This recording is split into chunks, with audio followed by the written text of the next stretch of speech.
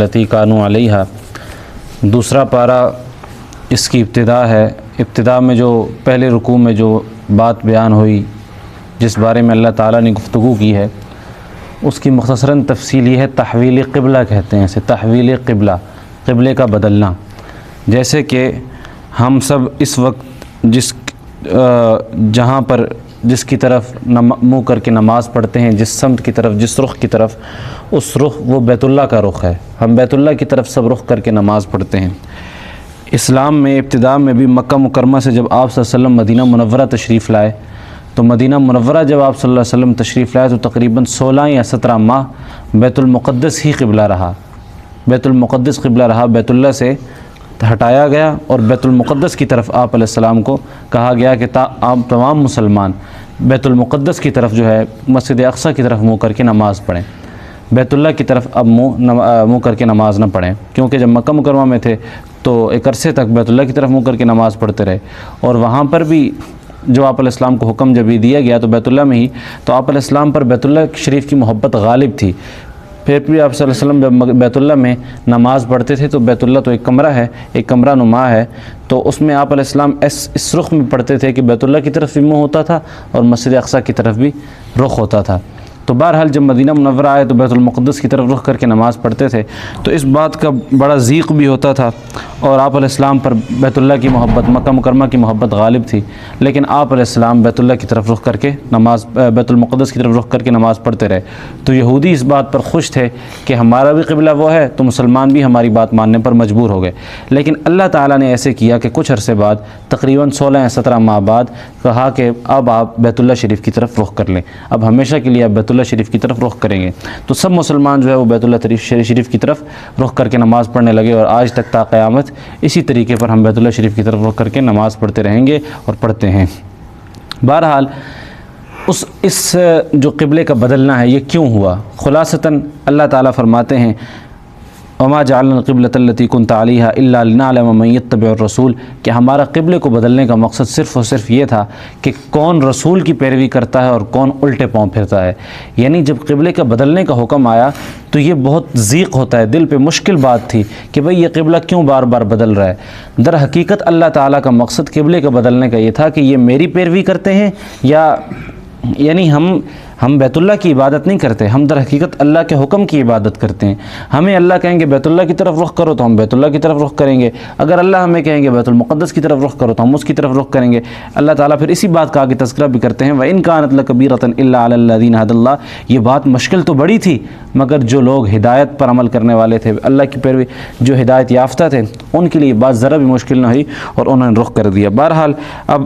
اللہ تعالیٰ نے آگے پھر یہ فرما دیا قُلْ لِلَّهِ الْمَشْرِقُ وَالْمَغْرِبُ، اللہ ہی کے لیے مشرق کی جہات بھی اللہ ہی کے لیے ہیں، مغرب کی جہات بھی اللہ ہی کے لیے ہیں، یعنی سب جہات اللہ ہی کے لیے ہیں۔ اس لیے اگر کوئی آدمی کسی ایسی جگہ پر ہو جہاں سے اس کے قبلے کی سمت معلوم نہ ہوتی ہو کہ بیت اللہ کہاں ہے، اور وہ اپنی طرف سے سوچ غور فکر کر کے کسی طرف رخ کر کے نماز پڑھنا شروع کر دے اور بعد میں پتہ لگے کہ بھئی یہ تو رخ بیت اللہ کا نہیں تھا، تو اس کی نماز ہو گئی ہے، اس کو نماز لوٹانے کی ضرورت نہیں ہے، کیوں کہ اس نے اپنی طرف سے کوشش کی۔ اور اس لیے ہمارا مقصد بیت اللہ نہیں ہے، ہمارا مقصد اللہ کا حکم ہے، اللہ کی تابعداری ہے۔ اس لیے سمت جو ہے وہ بذات خود مقدس نہیں ہے بلکہ اللہ کا حکم مقدس ہے۔ قد نرى تقلب وجهك في السماء، بہرحال اسی کا آگے تذکرہ ہے۔ اسی طرح اس سے آگے اگر جائیں تو کما ارسلنا فیکم رسولا منکم یتلو علیکم آیاتنا، بعثت نبوی کے مقاصد ہے کہ نبی اسلام کو اللہ تعالیٰ نے مبعوث کیا کہ وہ دنیا میں آ کر لوگوں کی تزکیہ کریں، لوگوں کو حکمت سکھائیں، اور اللہ تعالیٰ پھر آگے فرماتے ہیں فذکرونی اذکرکم واشکروا لی ولا تکفرون، کہ تم میرا ذکر کرو، مجھے یاد کرو، ولا تکفرون، اور میری نافرمانی نہ کرو۔ اسی طرح اللہ تعالیٰ نے آگے صفا مروہ کی سعی کے حوالے سے صفا مروہ کے فضائل بیان کیے، جس میں صفا مروہ کی سعی جو ہے وہ احناف کے نزدیک واجب ہے، اور وہ جو ہے حج عمرے پر کوئی بھی جاتا ہے تو وہ صحیح کرتا ہے۔ اسی طرح آگے اللہ تعالیٰ نے اپنے مختلف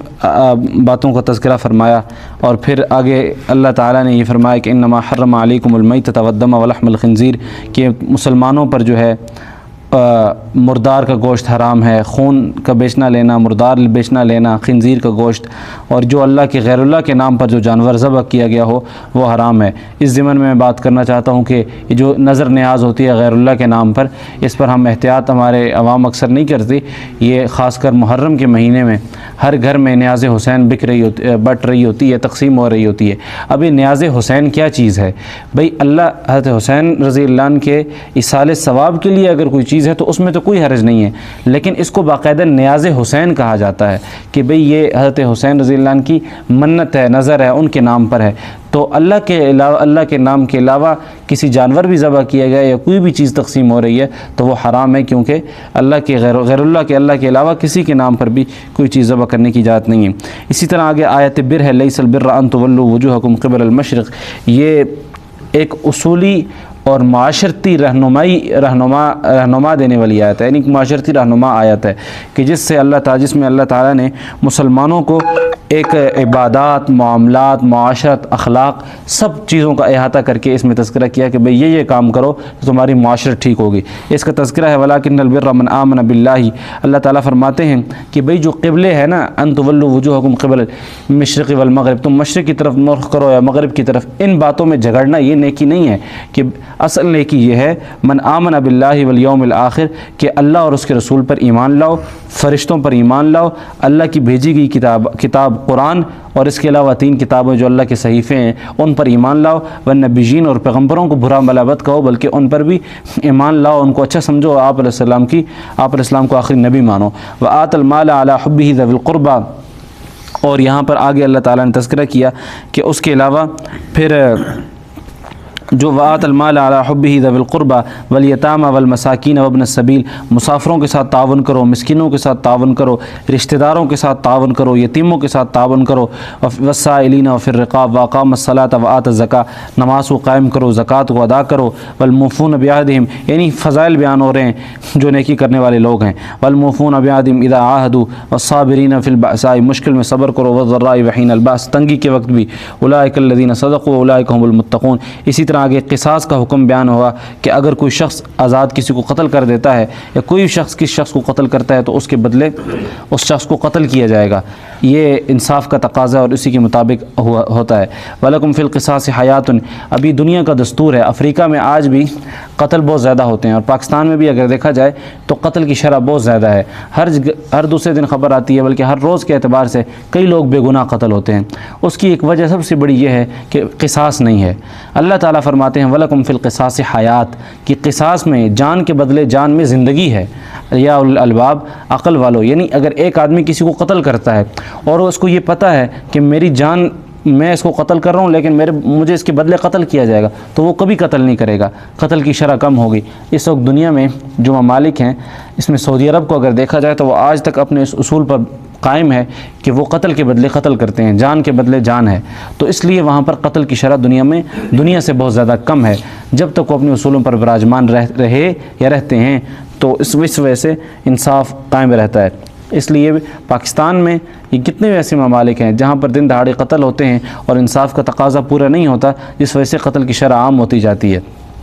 تو اللہ تعالیٰ فرماتے ہیں کہ قصاص جو ہے جان کے بدلے جان، یہ عقلی تقاضا بھی ہے اور شرعی حکم بھی ہے کہ قصاص میں زندگی ہے، یعنی اگر ایک آدمی کے بدلے ایک آدمی کی جان، جو آدمی قاتل کی جان اگر لی جائے گی تو اس سے پورے علاقے میں خوف پھیلے گا۔ اسی طرح جس طرح ہمارے ہاں ایک شریعت میں حکم ہے کہ اگر شادی شدہ مرد زنا کرتا ہے تو اس کو رجم کیا جائے گا، اس کو بھی مار دیا جائے گا، اس کو سزا دی جائے گی۔ تو اب اس میں یہ ہے کہ وہ اس کو کیوں مارا جائے گا؟ اس وجہ سے کہ ایک شادی شدہ مرد یا شادی شدہ عورت، ان کو ایک چیز فراہم ہے، وہ یہ کام کیوں کرتے ہیں؟ اس لیے آج سے تقریباً 40 سال قبل میاں والی میں اسی طرح ایک شادی شدہ مرد نے کچھ زنا کیا تھا تو اس کو چوک میں لٹکا کر پھانسی دی گئی تھی۔ 10 سال تک یہ بات پروف ثابت شدہ بات ہے کہ 10 سال تک میاں والی میں کوئی پھر زنا کا کیس نہیں آیا تھا۔ تو شریعت کے ہر حکم میں بھلائی ہے، خیر ہے، تو اس لیے اللہ تعالی ہمیں، ہمارے حکمرانوں کو اور ہم سب کو شریعت کے حکم پر عمل کرنے کی توفیق عطا فرمائے۔ اسی طرح پھر آگے اللہ تعالی نے رمضان کے حوالے سے تذکرہ کیا کہ رمضان میں روزے رکھنا مسلمانوں پر فرض ہے۔ روزہ سحری کے وقت سے لے کر افطاری تک، اور اس کے درمیان لغویات سے محفوظ رہنا، اور اس دوران تمام ان ممنوعات سے، کھانا پینا، جماع، جتنی بھی چیزیں ہیں ان سب سے دور رہنا۔ ایام معدودات فمن کان منکم مریضا، اگر کوئی مریض ہے، سفر میں ہے، تو وہ روزہ اپنا چھوڑ سکتا ہے اور اس کی قضا بعد میں کر سکتا ہے۔ مریض بھی ایسا ہو کہ جس کو ڈاکٹر اجازت دیں کہ بھئی آپ روزہ اگر نہیں رکھیں، روزہ رکھیں گے تو آپ کی طبیعت بگڑنے کا اندیشہ ہے۔ وعلی الذین یطیقونہ فدیہ طعام مسکین، اور پھر باوجود اس کی جو طاقت نہ رکھ سکتا ہو یا بہت بوڑھے ہوں جن کی بچنے کی امید بھی نہ ہو، تو پھر فدیہ دے کر بھی اپنا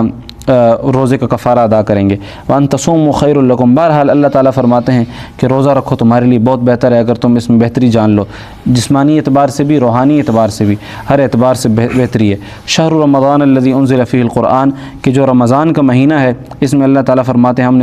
نے اس میں قرآن کو نازل کیا۔ رمضان کے مہینہ وہ ہے کہ جس میں، اب یہ جو ہے انزل فیہ القرآن کا مطلب کیا ہے؟ قرآن تو مختلف مہینوں میں نازل ہوتا رہا، موقعوں پر نازل ہوتا رہا، جس موقع پر ضرورت پڑی اللہ تعالیٰ نے اس موقع پر نازل کیا۔ رمضان میں نازل ہونے کا مطلب یہ ہے کہ حضرت جبرائیل علیہ السلام نے آپ علیہ السلام کو رمضان میں دور کروایا۔ ایک مرتبہ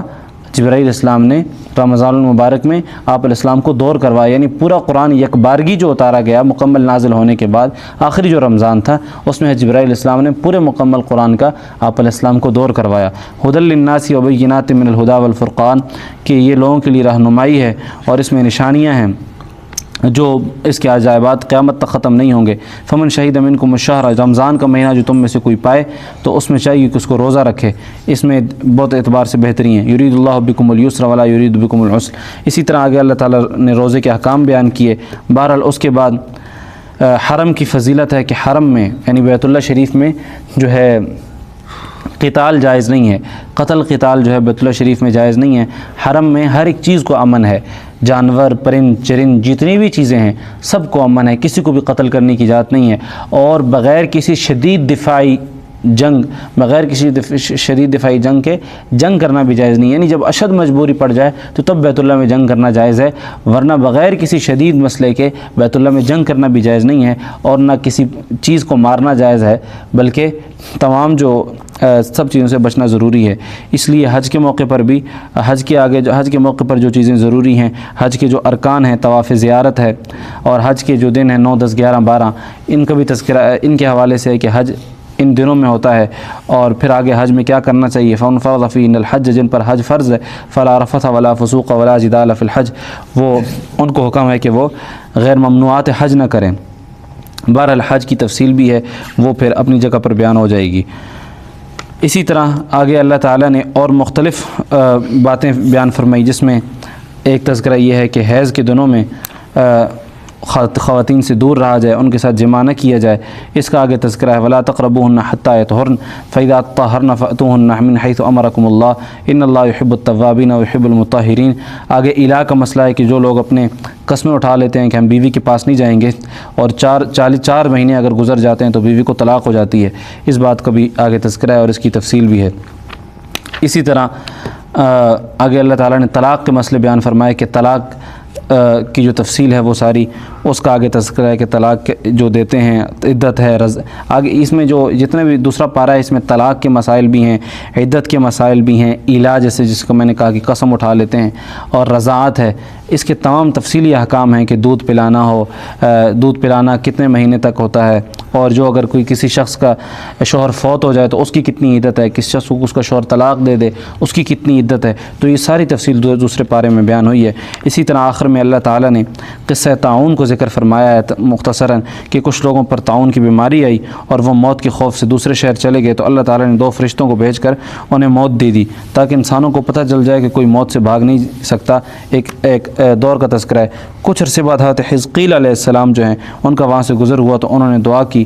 تو اللہ نے قبول کی اور ان لوگوں کو دوبارہ زندہ کر دیا۔ یعنی اللہ تعالیٰ طاعون کی جو بیماری ہے یا کوئی بھی وبا آتی ہے، اس وبا کے دوران اگر کوئی آدمی وبا کے شہر میں ہے تو اس کو چاہیے کہ اس شہر سے باہر نہ نکلے، اور اگر کوئی باہر ہے تو اس کو چاہیے اس شہر کے اندر داخل نہ ہو، کیونکہ یہ جو باہر جائے گا تو بیماری لے کر جائے گا، اور یہ جو اس کا ہے تذکرہ ہے کہ دو احادیث ہیں، دو قسم کی حدیثیں ہیں کہ بیماری متعدی ہوتی ہے یا نہیں ہوتی۔ یہ ایک بہت بڑا معرکۃ الآراء مسئلہ بھی رہا ہے پچھلے دنوں میں بھی، کورونا کے ادوار میں بھی کچھ لوگ، اکثر لوگ تو یہی کہہ رہے تھے کہ بیماری متعدی ہے، لیکن کچھ حضرات کہتے تھے کہ بیماری متعدی نہیں ہوتی۔ اس کی وجہ یہ تھی کہ ایک حدیث میں آتا ہے کہ آپ علیہ السلام نے ایک موقع پر فرمایا کہ بھئی من اجرب الاول، کہ پہلے جانور کو کس نے بیماری لگائی، جس نے پہلے کو لگائی اسی نے دوسرے کو لگائی۔ لیکن مختلف حدیث کو ذخیرہ یہ نکلتا ہے کہ آدمی کو اس بات پر یقین نہیں کر لینا چاہیے کہ بھئی لگنے سے، جیسے بعض لوگ سائیکو ہو جاتے ہیں، مریض بن جاتے ہیں، بہت زیادہ پرہیز کرتے ہیں اور معاشرتی دنیا سے کٹ کر رہ جاتے ہیں، تو ایسے بھی نہیں کرنا چاہیے، بلکہ احتیاط ایک مناسب اعتبار سے برت کر اللہ تعالیٰ پر یقین رکھ کر، کیونکہ کرونا میں اکثر لوگ جن کی موت ہوئی وہ صرف مینٹلی یعنی ذہنی طور پر وہ جو نفسیاتی مریض بن چکے تھے، اور وہ اس دور رہ کے ہم کھلے عام پھرتے رہے، اکثر لوگ تھے جن کو کرونا کی پرواہ نہیں تھی، اپنی مزدوری کام کرتے تھے، ان کا پورا عرصہ کرونا نہیں ہوا۔ لیکن ہمارے ادھر ایک جاننے والے تھے جو کرونا کے شروع سے لے کر آخر تک کسی سے ملاقات نہیں، ایک کمرے میں بند رہے، لیکن ان کو پھر بھی کرونا ہو گیا۔ تو یہ اللہ تعالیٰ کی طرف سے احتیاط برتنی چاہیے، سب کچھ ہونا چاہیے، لیکن ایک درمیان میں رہنا چاہیے، اعتدال رہنا چاہیے۔ نہ ان آدمی کو اتنا زیادہ فری ہونا چاہیے کہ آدمی بالکل احتیاطی نہ برتے، نہ اتنا زیادہ اس کو غلو اختیار کر لینا کہ آدمی معاشرتی دنیا سے کٹ کر رہ جائے۔ اسی طرح آخر میں اللہ تعالیٰ نے قصہ طالوت کا مختصر تذکرہ فرمایا کہ یہ طالوت کا لشکر تھا، بنی اسرائیل پر بہت سارے حالات آ گئے تھے، پھر اس پر اللہ تعالیٰ نے طالوت کے لشکر تھا، اس نے جالوت کے لشکر کو باوجود کم ہونے کے اللہ تعالیٰ سے جو شکست دے دی تھی، یعنی جالوت یہ قبضہ کرتے تھے، تو طالوت کو اللہ تعالیٰ نے اٹھایا تھا۔ داؤد علیہ السلام اس لشکر میں تھے، اور پھر اللہ تعالیٰ نے بعد میں داؤد علیہ السلام کو نبی بھی بنا دیا، تو اور انہوں نے جو ہے باوجود کم ہونے کے جو ہے فتح پا لی۔ ان کو کہا گیا کہ یہاں سے پانی نہیں پینا، بہت سارے لوگ تھے، پیاس شدید لگ گئی تو انہوں نے پانی پی لیا، تو جنہوں نے پانی پی لیا وہ بالکل رہ گئے اور آگے چلنے کے قابل نہ ہو سکے، اور بہت کم لوگ یعنی 313 کی تعداد کے مطابق ایک مفسرین فرماتے ہیں کہ 313 تھے جو طالوت کے ساتھ چل گئے، اور انہوں نے جالوت کے لشکر کو 313 کے لشکر نے جالوت کو تباہ کر دیا۔ پھر کہتے ہیں کہ وہی عادت جو ہے غزوہ بدر میں بھی آیا، یہ ایک قول ہے، تک مزید کوئی زیادہ پختہ بات نہیں ہے۔ تو بہرحال قال الذين يظنون انهم ملاقو الله كم من فئة قليلة غلبت فئة كثيرة باذن الله، اللہ تعالیٰ فرما رہے ہیں کہ کتنے ہی ایسے کم گروہ ہوں گے، کم لوگ ہوں گے، وہ اللہ تعالیٰ کی اجازت سے، اللہ تعالیٰ کے حکم سے بہت بڑے لشکر پر قابو پا لیں گے۔ واللہ مع الصابرین، اللہ تعالیٰ صبر کرنے والوں کے ساتھ ہیں۔ اسی طرح داؤد علیہ السلام جو اس لشکر میں تھے، انہوں نے پھر جالوت کو قتل بھی کیا۔ انشاءاللہ مکمل اس پارے کی تفصیل اور جو ترجمے کے ساتھ زور کے بعد بیان کی جائے گی۔ صدق اللہ العظیم۔ اللہ